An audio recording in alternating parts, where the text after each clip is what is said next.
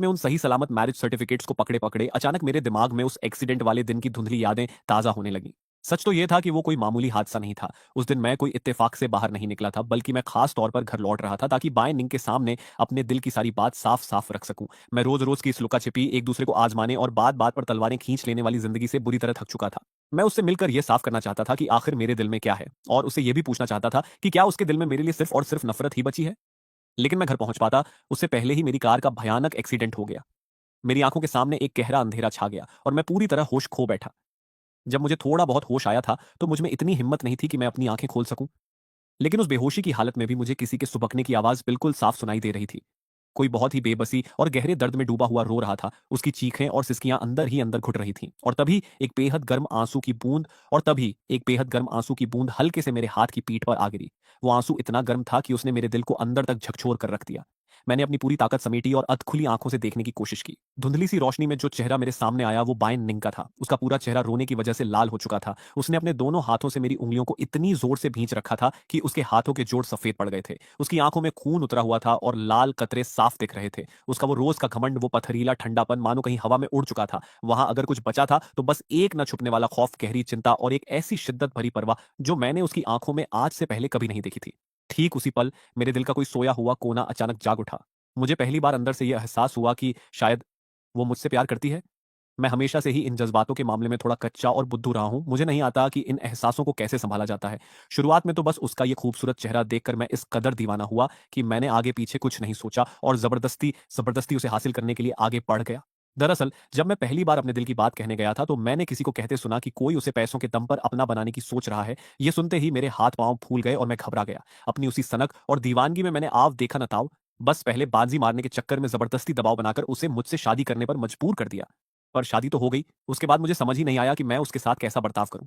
अपने जज्बातों को छुपाने के लिए मैंने खुद पर कड़कपन और तानाशाही का मुखौटा चढ़ा लिया, और धीरे धीरे वक्त के साथ मैं उसकी नजरों में एक ऐसा जालिम बन गया जो बस अपनी बात मनवाना जानता था। मैं हमेशा यही सोचता रहा कि वो मुझसे नफरत करती है, चिढ़ती है मुझसे, कि मैंने उसकी आजादी छीन ली और इतने घटिया हथकंडे अपनाकर उसे अपने पास कैद कर लिया। लेकिन उस दिन हॉस्पिटल में मेरे हाथ पर गिरा उसका वो गर्म आंसू, उसकी आंखों की वो घबराहट और तड़प, ये सब चीख चीख कर कह रहे थे कि ऐसा बिल्कुल नहीं है। उस हादसे के वक्त बेहोश होने से ठीक पहले मेरे दिमाग में हमारी वो लड़ाइयां या कड़वाहट नहीं आई थी, बल्कि मुझे याद आया तो बस उसका वो चेहरा। जब भी मैं बीमार पड़ता था वो सारी सारी रात मेरे सिरहाने बैठी रहती थी। मुझे याद आई हमारी वो गिनी चुनी तस्वीरें जिनमें उसकी नजरें हमेशा अनजाने में ही सही पर सिर्फ मुझ पर टिकी रहती थीं। वो निगाहें इन पिछले 2 सालों के वो छोटे छोटे पल थे जिन्हें मैं अपनी नासमझी में अनदेखा करता रहा। वो उसकी छुपी हुई मोहब्बत और नरमी ही तो थी। वो यकीनन मुझसे प्यार करती थी, बस उसका ये प्यार नफरत की एक झूठी परत और उसके ऊंचे घमंड के पीछे इस कदर छुपा हुआ था कि शायद वो खुद भी इस बात को मानने से कतरा रही थी। शुरुआत में मैंने सोचा था कि जब मैं अस्पताल से पूरी तरह ठीक होकर घर लौटूंगा तो ये याददाश्त जाने का नाटक बंद कर दूंगा। मैं बहुत ही संजीदगी से उसके सामने बैठूंगा, अपने दिल की हर बात साफ कर दूंगा और वो सब कुछ जो मैंने उसके साथ गलत किया या जो खुशियां मैं उसे देना चाहता था वो एक एक करके पूरी करूंगा। पर मुझे क्या पता था कि ये बाइनिंग एक्टिंग के मामले में इतनी उस्ताद निकलेगी। दुनिया के सामने कुछ और पीठ पीछे कुछ और। इसके तो दो बिल्कुल अलग ही चेहरे थे। मुझे अच्छे से पता था कि वो बहुत पहले ही अस्पताल में मुझसे मिलने आ चुकी थी, पर मेरे सामने उसने ऐसा नाटक किया मानो वो अभी-अभी बस मजबूरी में पहुंची हो।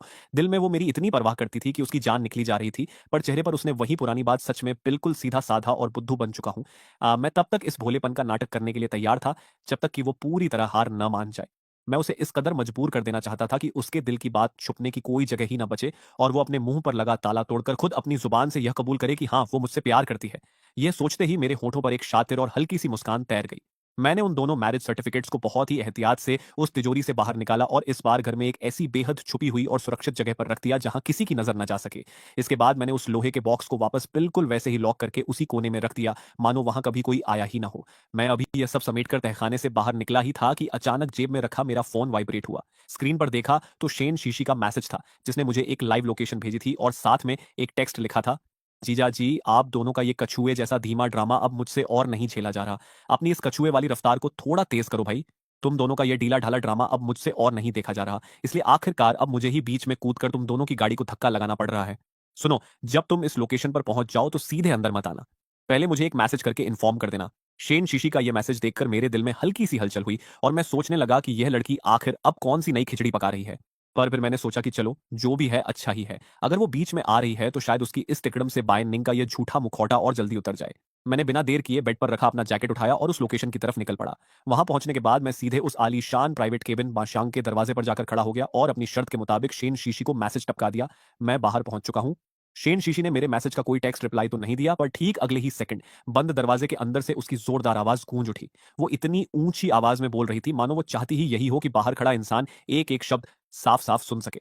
वो अंदर चिल्लाकर कह रही थी, बाय निंग, मैं आज तुमसे सीधे सीधे एक आखिरी सवाल पूछ रही हूं। तुम साफ साफ बताओ, क्या तुम सच में फांग युआन से प्यार करती हो या नहीं? तुम दोनों इस तरह कब तक बात को टालते रहोगे? शेन शीशी का यह अंदाज वाकई बहुत सीधा और बिना किसी घुमाव फिराव का था, यहां तक कि इसे थोड़ा अनाड़ी भी कहा जा सकता था। और मैं जो बाहर दरवाजे से कान सटाए खड़ा था, मेरे दिल की धड़कनें न जाने क्यों अचानक बहुत तेज हो गईं। एक अजीब सी घबराहट मेरे पूरे बदन में दौड़ गई। मैंने अपनी सांसों को बिल्कुल धीमा कर लिया ताकि अंदर से आने वाली बाएं निंग की आवाज का एक शब्द भी छूट न जाए। केबिन के अंदर कुछ सेकंड्स के लिए बिल्कुल सन्नाटा छा गया और फिर उस खामोशी को चीरती हुई बाएं निंग की वो जानी पहचानी बर्फीली हंसी गूंजी। उसकी आवाज में एक अजीब सी बेरुखी नफरत और वही पुराना घमंड साफ झलक रहा था। प्यार? मैं और उससे प्यार करूंगी? यह नामुमकिन है। मैं तो उससे नफरत करती हूँ, और मेरी यह नफरत पूरी जिंदगी के लिए भी कम है।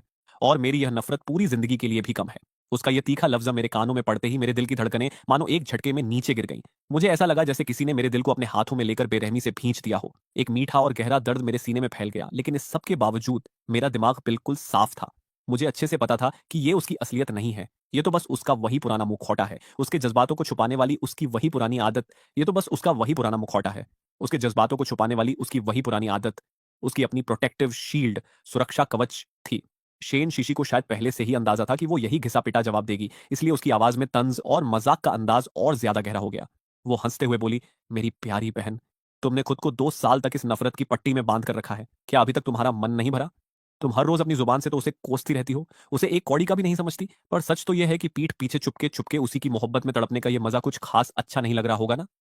और सच कहूं तो तुम आखिर किस बात पर नफरत कर रही हो? इस सारी नफरत के पीछे की असली वजह सिर्फ इतनी है कि तुम इस बात से चिढ़ती हो कि वो तुमसे उतनी शिद्दत से प्यार नहीं करता। तुम इस बात से जलती हो कि वो तुम्हारे दिल की बात कभी समझ ही नहीं पाया और उसने तुम्हारी इस बेपनाह मोहब्बत को हमेशा सिर्फ एक नफरत समझ लिया।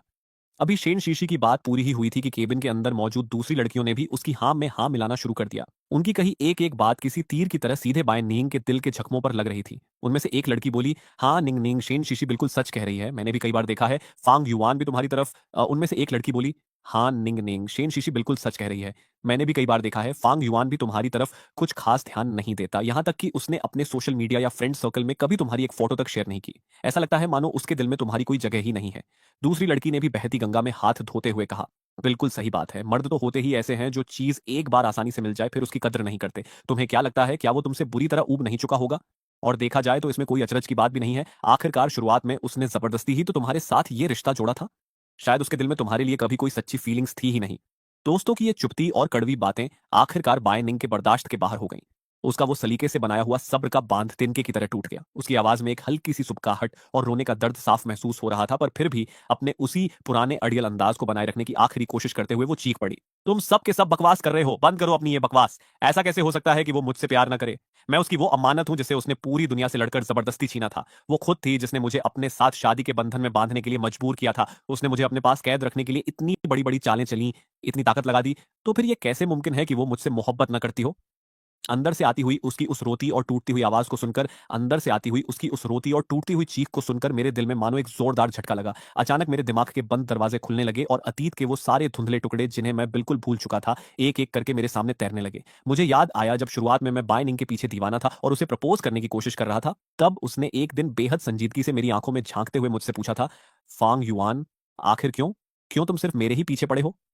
उस वक़्त मुझ पर दीवानगी इस कदर हावी थी कि मैंने बिना कुछ सोचे समझे बेहद सीधे और बचकाने अंदाज में कह दिया था, क्योंकि मुझे तुम्हारा ये खूबसूरत चेहरा बेहद पसंद है।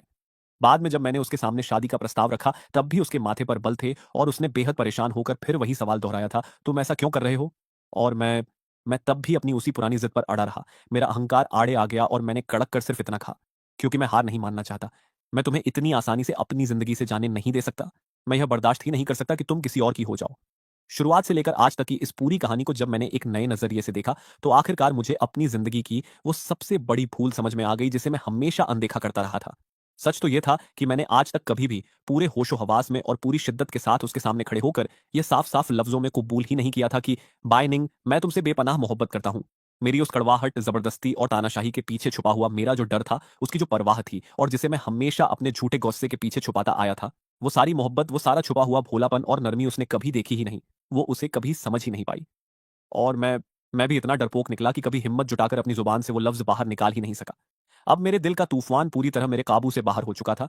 मैं खुद को एक सेकंड के लिए भी और नहीं रोक सका। मैंने अपना हाथ आगे बढ़ाया और पूरी ताकत से उस केबिन का दरवाजा अंदर की तरफ धकेल दिया। दरवाजा खुलते ही अंदर का वो सारा शोर शराबा और सन्नाटे में बदल गया, मानो वक्त वहीं ठहर गया हो। कमरे में मौजूद हर एक शख्स की नजर घूमकर सीधे मुझ पर टिक गई। बाय निंग ने भी झटके से अपनी गर्दन घुमाई और मुझे देखने लगी। उसके सामने टेबल पर शराब के कई खाली ग्लास बिखरे पड़े थे और उसकी उंगलियों में अब भी एक आधा भरा हुआ ग्लास दबा हुआ था। मुझे अच्छे से पता था कि वो शराब बर्दाश्त करने में कितनी उस्ताद है, इसलिए इतना सब कुछ पीने के बाद भी जब उसने मेरी तरफ देखा तो उसकी आंखों में कोई नशा नहीं था, वो बिल्कुल होश में थी। लेकिन उसकी उन साफ और सुलगती हुई आंखों में इस वक्त एक छुपा हुआ खौफ और घबराहट साफ तैर रही थी। और सिर्फ घबराहट ही नहीं, उन आंखों की गहराई में एक और चीज थी, एक दबी हुई तड़पती हुई खुशी की चिंगारी जो बिल्कुल किसी अंधेरी रात में छिपे हुए जुगनू की तरह चमक रही थी। एक ऐसी चिंगारी जिसे अगर थोड़ा सा भी बढ़ावा मिल जाता तो वो पूरे जंगल में आग लगा देती। मैं वहां खड़े हर एक इंसान की हैरान नजरों का सामना करते हुए धीरे धीरे आगे बढ़ने लगा।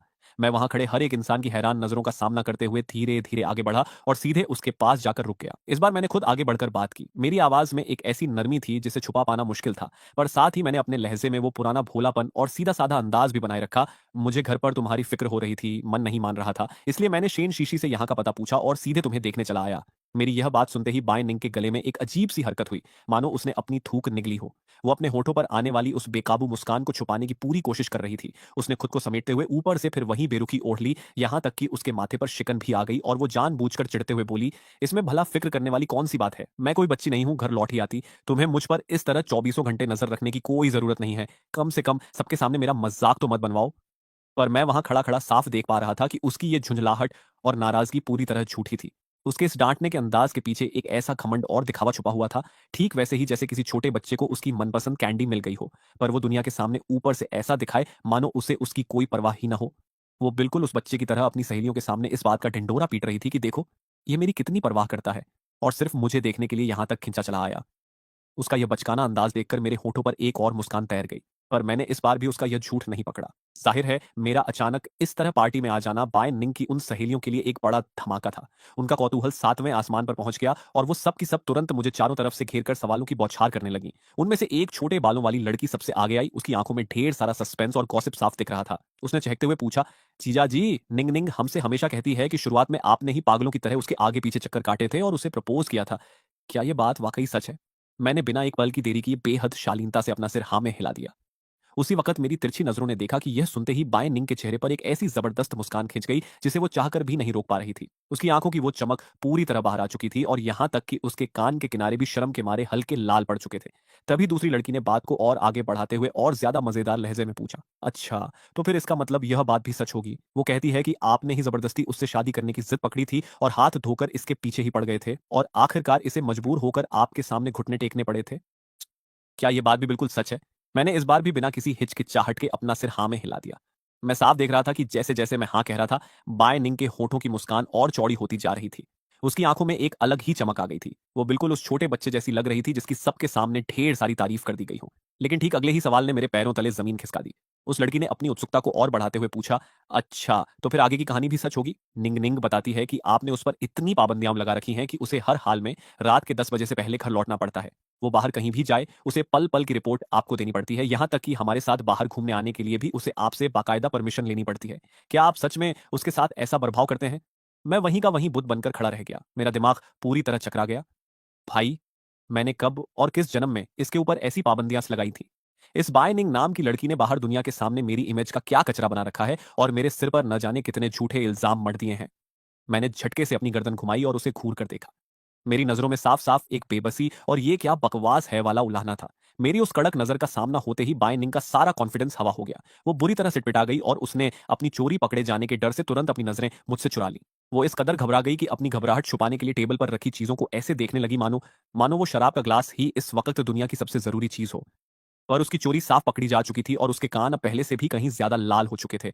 इस वक्त केबिन में मौजूद हर एक शख्स की नजरें मुझ पर टिकी हुई थीं। सब सांस रोके मेरे जवाब का इंतजार कर रहे थे। यहां तक कि शेन शीशी भी सोफे पर आराम से टिकी हुई थी। उसके चेहरे के भाव साफ कह रहे थे कि वो सब कुछ जानती है पर जानबूझकर चुप है और उसके होठों पर एक शरारती मुस्कान दबी हुई थी। मैंने एक गहरी सांस ली, अपनी नजरें उठाई और सबकी तरफ देखते हुए जानबूझकर बाएं निंग के बुने हुए उस जाल में खुद को फंसा लिया। मैंने एक एक शब्द पर जोर देते हुए कहा, हाँ, आप सबने बिल्कुल सही सुना। यह पूरी तरह सच है। मैंने ही उसे इन सब बातों के लिए मजबूर किया है। इतना कहकर मैं थोड़ा रुका, फिर मैंने सीधे बायनिंग की आंखों में झांका। इस बार मेरी आंखों की गहराई में एक ऐसी संजीदगी और सच्चाई छुपी थी जिसे अनदेखा करना नामुमकिन था। मैंने बहुत ही शांत पर बुलंद आवाज में कहा, जो कमरे में बैठे हर एक इंसान को साफ साफ सुनाई दे, और अगर मेरे बस में हो तो मैं इसे पूरी जिंदगी के लिए अपने घर में कैद करके रखूं, ताकि ये सिर्फ और सिर्फ मेरी ही बनकर रहे। मेरे मुंह से ये अल्फाज निकलते ही वहां बैठे सभी लोगों के हलक सूख गए और सबके सब हैरान होकर एक दूसरे का मुंह ताकने लगे। शायद उन्हें अंदाजा नहीं था कि मैं इतनी साफगोई के साथ अपनी उस दीवानगी का इजहार करूंगा। बायनिंग भी पूरी तरह सुन्न पड़ गई थी। उसकी आंखों में एक गहरी हैरानी थी, लेकिन बाकी लोगों और उसमें एक बड़ा फर्क था। बाकी लोग मेरी उस पागलपन भरी बात को सुनकर घबरा गए थे, जबकि उसके चेहरे से वो हैरानी धीरे धीरे गायब हो रही थी और उसकी जगह एक ऐसी खुशी और उमंग ले रही थी जिसे वो चाहकर भी नहीं छुपा पा रही थी। उसकी सांसें तेज हो चुकी थीं। शेन शीशी जो पास ही सोफे पर